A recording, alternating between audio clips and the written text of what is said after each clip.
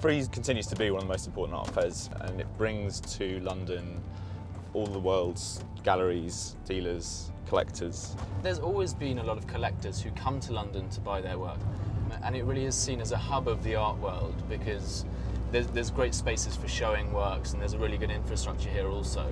The October auction is very much in line with what you'd expect to see in London at that time. It's a chance for a lot of younger artists to get their time in the evening sale, and it's when everyone's looking for younger pieces of contemporary art, so the timing is perfect. We're thrilled to have, alongside some of the more contemporary works, the collection of Jerry Hall, which includes some really strong examples of post-war American and British art. Can you hold it up a little bit higher, just as it would be hanging?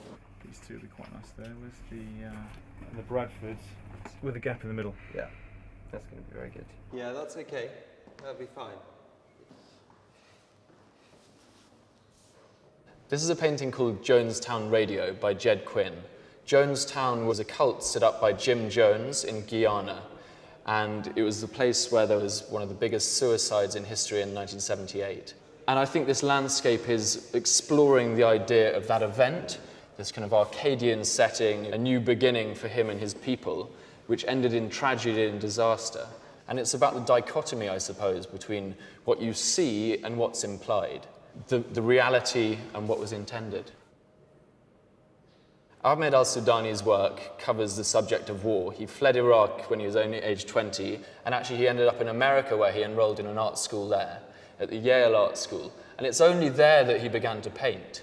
There's a kind of disaster going on here with a pile of flesh and lots of flies. Your eye goes across to this faceless figure which is kind of erased from the picture. I wouldn't say, like the Jed Quinn, it's so much about symbolism, more about the expression of war and the kind of disaster and sense of dislocation you get within that. This is dealing with the whole general horror of war as a subject. This is Arsenal Prince Harry, and it's based on a source photograph of Prince Harry on the terraces at Highbury. What I love about it when you compare it to the source image is actually how she uses the techniques of painting to translate a photographic image into such a powerful painting, which I think owes a lot to the history of devotional portraiture. Her technique involves painting in these washes of colour over thick gessoed ground, so you can see all the drips around the edge of the painting, which make it feel very much like an object, but also it lends this amazing translucency to the paint. So it's almost like you're holding transparency up to the lights. It's like the light's coming from behind. This is Pyongyang 4 by Andreas Gursky. He's famous for depicting the capitalism of our globalized society. Yet here we have a photograph taken of the Arirang festival held annually in North Korea, the last bastion of communism. We're used to seeing the subconscious patterns that emerge from the chaos, whereas here, because the subject itself is so well organised, so well choreographed, what our eye actually seeks out is the variation from the order. You have this small group just here who are blurred by movement, scurrying along to try and catch up with their colleagues, seemingly having forgotten their moves. What he shows is not so much the perfection of the pattern, but where it starts to fall apart. Mark Bradford's painting, White Painting of 2009, is the most exciting example of the artist's work to come on auction.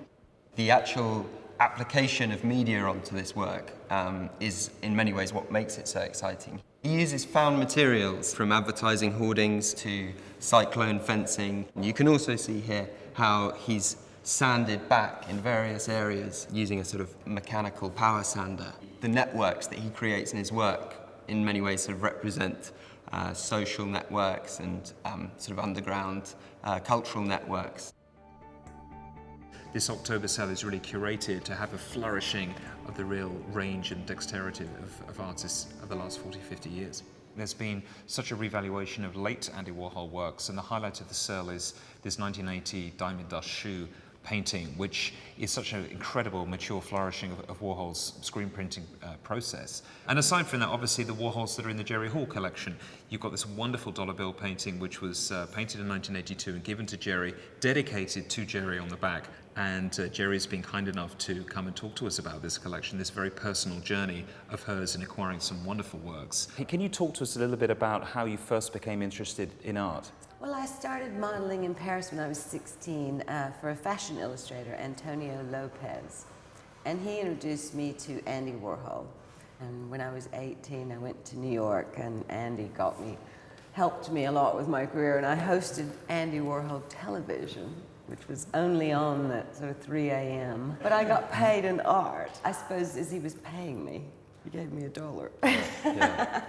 Which was wonderful. And Andy and I became good friends. I just started living with Mick Jagger, and we were often going to Studio 54, which was the very happening club. And it was a very magical moment in time when so many fascinating people would be in one place. And Andy, of course, was always there. He loved it. Tell us about your relationship with Andy, because I mean, you were on the cover of Interview magazine in 1978. Clearly there was a great bond, a great friendship there. He did a couple of portraits of me, which was a wonderful experience. And then, you know, it was mostly through being friends with artists, meeting people socially and becoming friends, and admiring their work, and people asking me to pose for them. This move in the 1980s to live in London, and obviously a very different sort of environment there. Did you feel a great sense of variety as soon as you came to live in London?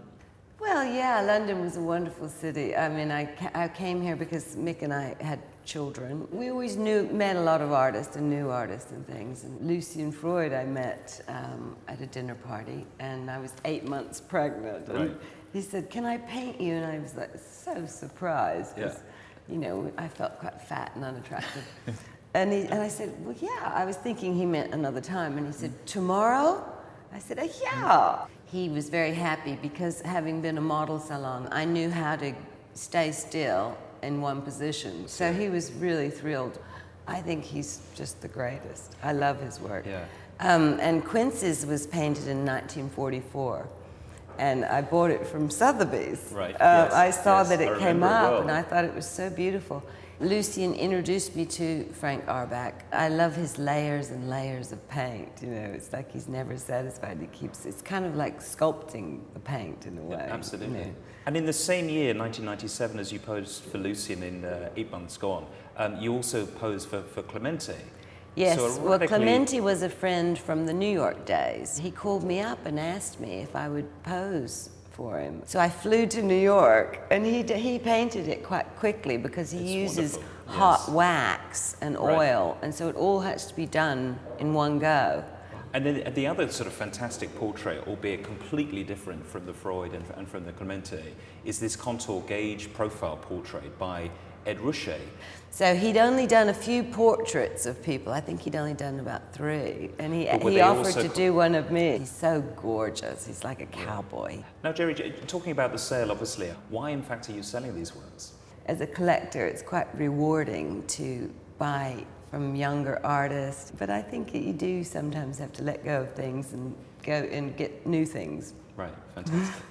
And we really hope that you have the opportunity to come in and see some rare moments of collecting history, which really reflect the essence of putting together a really fantastic art collection.